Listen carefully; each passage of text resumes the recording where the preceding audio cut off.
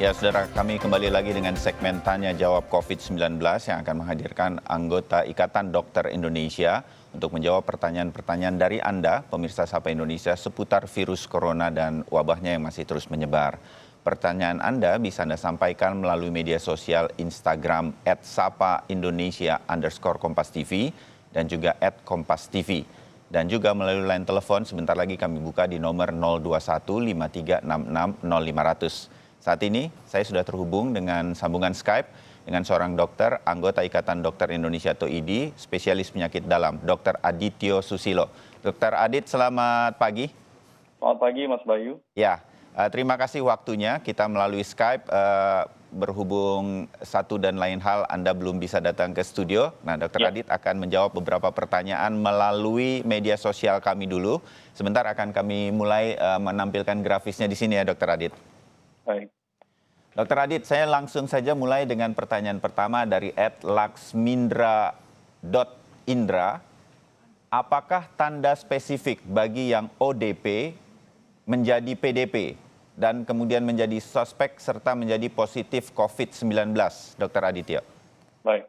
Kalau untuk gejala, saya kira gejalanya sudah kita banyak lihat di panduan. Ya. Jadi yang paling sering adalah demam. Demam tinggi lebih dari 38 derajat Celcius, dan ini demamnya cenderung akan terus-menerus, disertai dengan gejala pernafasan, bisa batuk, bisa pilek, bisa nyeri tenggorokan, atau bahkan sampai sesak nafas. Ya.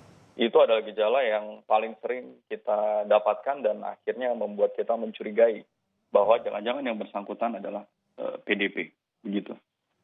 Dan dan antara suspek dan positif itu hanya bisa dibedakan melalui laboratorium, yaitu dengan pemeriksaan PCR. Jadi gejalanya pun ya begitu, sama. Dan seiring waktu, hati-hati kalau misalnya memang betul ini COVID, akan ada risiko untuk mengalami keluhan yang lebih berat di saluran nafas, termasuk hingga sesak nafas yang semakin berat, begitu. Jadi kira-kira runutannya begitu ya? Ya. Yang mudah-mudahan bisa perlahan terus dipelajari oleh masyarakat begitu. Baik, saya ke pertanyaan kedua melalui media sosial kami, Dr. Adityo. Ada pertanyaan dari @diahsafitri2. Saya mau bertanya, apakah orang yang sudah meninggal dunia karena COVID-19 bisa menularkan ke orang lain? Yang pertanyaan kedua, apakah ibu hamil itu lebih mudah terpapar? Terima kasih, Dr. Adityo. Baik. Jadi untuk pertanyaan ini tentu kita sudah banyak lihat di media bahwa ternyata memang ada perlakuan khusus bagi jenazah-jenazah yang meninggal yang diduga terinfeksi oleh COVID maupun yang memang confirm oleh COVID misalnya. Dan salah satunya adalah perlakuan khusus mungkin dengan menyemprotkan cairan disinfektan, kemudian menutup dengan plastik, dan kemudian orang-orang yang membantu dalam proses pemulasaraannya ini juga harus menggunakan APD yang memadai. Jadi dengan fakta-fakta dan kenyataan yang ada, tentu pertanyaan pertama jawabannya iya. Bahwa yang meninggal akan punya risiko untuk menularkan ke orang lain. Karena diduga virusnya belum mati yang ada di dalam tubuh jenazah tersebut. Dan yang kedua, apakah ibu hamil mudah terpapar? Ya, virus ini tidak mengenal seks, tidak mengenal status, tidak mengenal usia. Jadi mau laki-laki perempuan, mau hamil tidak hamil, begitu, tentu semua akan punya risiko untuk tertular. Ya. Begitu. Ya, jadi selalu menjaga imunitas menjadi penting bagi siapapun, apalagi ibu hamil, begitu ya, kira-kira ya, dokter. Baik. Betul. Ya, saya lanjut dengan pertanyaan yang berikut, yang ketiga dari @adam.macfisto. Kalau saya mengalami gejala, bagaimana kemudian alur berobatnya? Apakah boleh saya langsung menuju ke rumah sakit rujukan, Dr. Adityo? Ya, jadi tentu pada saat seseorang bergejala, ya, yang bersangkutan dianjurkan untuk berobat ke rumah sakit. Dan tentu apabila memang dapat segera berobat ke rumah sakit rujukan, tentu diharapkan ini akan lebih memudahkan proses berikutnya, begitu.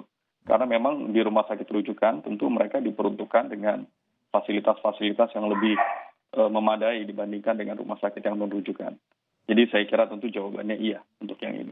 Iya, jadi begitu mengalami gejala dan ada sesuatu yang lebih daripada flu biasa, terutama sesak nafas, mungkin sudah bisa mulai untuk menuju ke rumah sakit terdekat dulu. Kira-kira Iya. begitu ya Dokter Adityo ya? Bisa seperti itu, atau bisa langsung datang ke rumah sakit rujukan.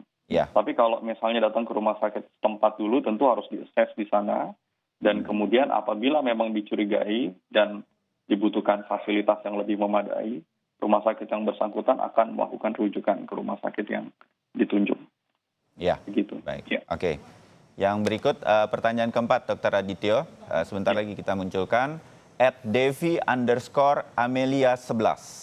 Kalau gejala sesak nafas saja, apa memungkinkan termasuk gejala corona tanpa ada flu, kira-kira begitu Dokter Adityo? Baik. Jadi kalau ditanya apakah memungkinkan, jawabannya iya. Tapi tentu tidak semudah itu. Jadi kita harus tetap melakukan assessment dulu. Jadi artinya kita bertanya lebih jauh mengenai keluhannya. Kadang-kadang pasien ini bisa jadi tidak aware dengan gejala yang dialaminya begitu. Jadi pada saat kita meng-counter dengan pertanyaan yang lebih spesifik, bisa jadi kita mendapatkan informasi yang lebih akurat. Dan kemudian yang kedua, tentu kita perlu mempelajari bahwa sesak nafasnya ini, apakah memang sesak nafas yang asalnya dari paru-paru, atau dari jantung, atau dari organ yang lain begitu. Nah ini kembali lagi pada saat proses assessment oleh seorang dokter atau klinisi. Dan tidak jarang kita harus dibantu dengan pemeriksaan laboratorium penunjang untuk bisa mengarahkan kepada diagnosis yang lebih akurat. Ya. Begitu Mas Bayu. Baik, Dokter Adityo terima kasih sudah menjawab beberapa pertanyaan dari media Baik. sosial. Sebentar lagi kita jeda dulu untuk kemudian menjawab pertanyaan melalui line telepon di nomor telepon interaktif tanya jawab COVID-19 021 53660 500. Kami segera kembali.